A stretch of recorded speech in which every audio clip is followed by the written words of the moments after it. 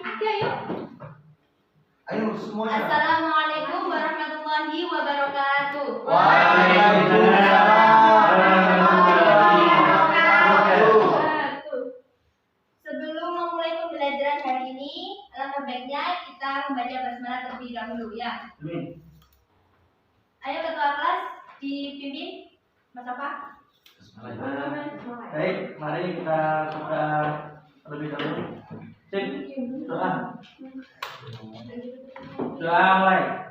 Bismillahirrahmanirrahim. Rabbi qulillani rabba wa bil islam dina wa li Muhammadin nabiyyan wa rasulan. Rabbi zidni ilma warzuqni fahma. Amin ya rabbal alamin. Untuk sebelum memulai pembelajaran, kita absen terlebih dahulu ya. Ya.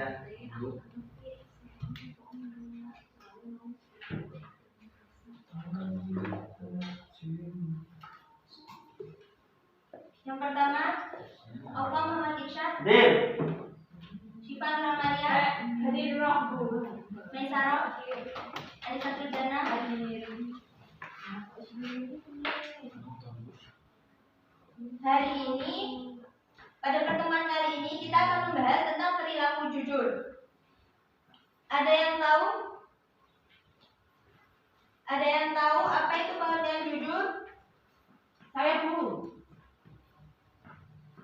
Jujur ialah tidak berbohong. Ya, salah satunya itu. Ada lagi? Ada lagi yang bisa? Ya, jujur yaitu berarti kebenaran. Orang yang jujur merupakan orang yang sesuai dengan kebenaran. Nah, di saat dia berkata, maka perkataannya itu sesuai dengan kebenarannya. Kemudian, di saat dia berperilaku, maka perilakunya sesuai dengan kebenarannya. Dan di saat disandingkan antara perkataan dengan perilakunya, maka keduanya akan sesuai. Ya. Kemudian, kalau saya tanya, bersumpah itu termasuk jujur apa tidak? Tidak. Jujur apa tidak? Tidak. Ada yang bisa? Alasannya kenapa? Jujur Bu. Kalau menurut saya jujur. Kenapa, Mbak Nis? Karena dia sudah dengan bersumpah itu berarti kan dia sudah membawa nama Allah. Berarti kan dia tidak perlu mempermainkan itu Bu. Jadi dari situ kita dapat mengetahui bahwa dia itu sebenarnya jujur. Ya, apa yang jawabannya Mbak Anies tadi sudah benar. Jadi kita itu bersumpah itu jangan sampai disalahgunakan. Ya, kita bilang bersumpah kepada teman-teman kita. Itu belum tentu benar. Ya, jadi kalau kita bersumpah itu ada tempatnya tersendiri. Jangan cuma dituduh seperti ini kita langsung bersumpah. Itu tidak baik ya. Jadi bersumpah itu jika sudah kepepet, sudah tidak ada lagi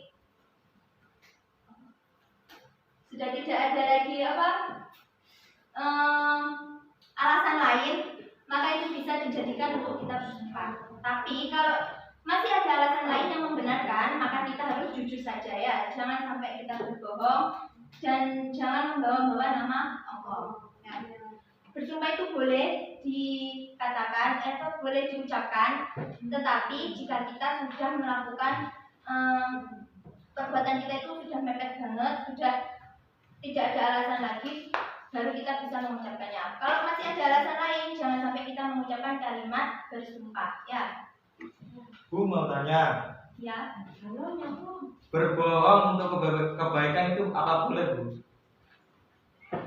Tetap kita lihat pada niat kita, ya. Tetap kita lihat pada niat kita. Kalau niat kita kebaikan, insya Allah tidak apa-apa, ya.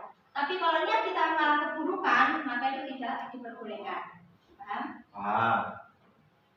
Kemudian kita akan membahas memahami dalil nakli tentang sifat jujur.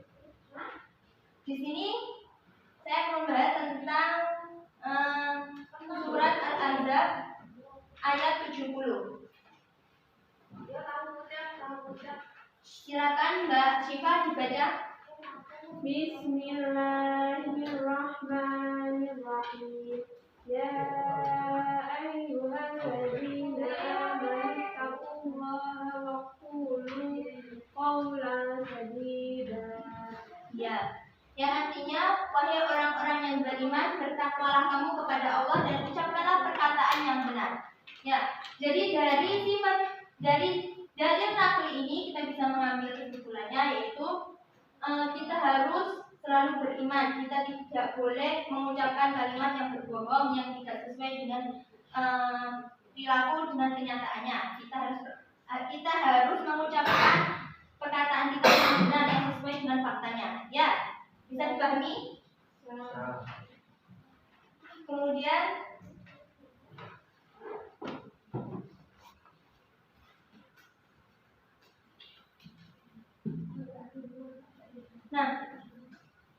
kita akan membahas tentang manfaat sifat jujur. Apa saja manfaat sifat jujur itu? Yang pertama yaitu jujur akan melahirkan ketenangan. Kenapa? Kenapa jujur akan melahirkan ketenangan? Ada yang tahu? Saya Bu, Ya, karena kalau kita jujur berarti kita sudah mengungkapkan apa yang sudah sebenarnya. Jadi kita tidak akan merasakan ketakutan atau merasa bersalah. Jadi hidup kita akan lebih tenang dan tentram. Ya. Jadi jujur akan melahirkan ketenangan yang dijawab oleh Mbak Anis tadi benar ya. Jujur akan melahirkan ketenangan, yaitu orang jujur akan tenang dan percaya diri karena tidak ada ketakutan sedikit pun. Sebaliknya, seseorang pembohong akan gelisah dan takut kebohongannya terbongkar. Ya. Kemudian yang kedua yaitu orang jujur akan dicintai oleh manusia. Benar apa tidak? Benar Bu. Benar Bu. Kenapa Mbak Syifa alasannya? Apa tadi? Kenapa orang jujur akan dicintai oleh manusia? Karena kalau orang jujur itu lebih dipercaya oleh orang lain. Ya. Makanya orang itu lebih bisa dicintai atau disayangi oleh manusia. Ya, betul. Jadi orang jujur akan dicintai oleh manusia sudah menjadi tabiat dasar bahwa setiap manusia menyukai kejujuran tanpa memandang suku, agama, dan ras. Orang yang jujur pasti disukai semua manusia, ya semua orang. Jadi kalau kita berbuat bohong, sekali kita mengucapkan kebohongan, pasti akan ada akan ada kebohongan yang lain yang akan menyusul kebohongan yang pertama. Ya atau tidak?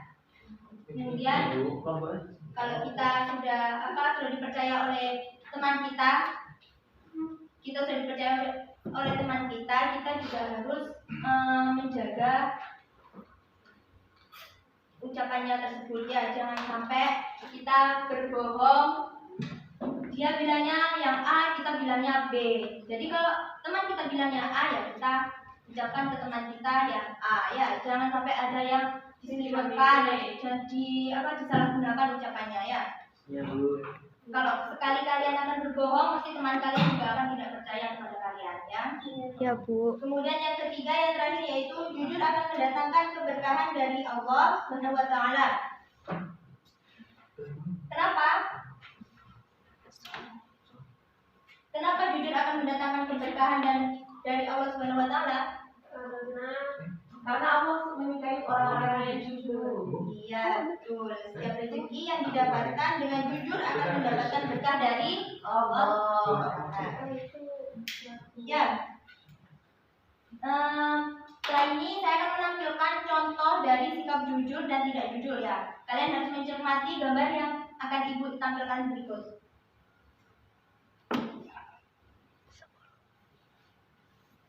Dari gambar tersebut kalian bisa perhatikan, dicermati ya, apa yang bisa kita ambil dari gambar ini.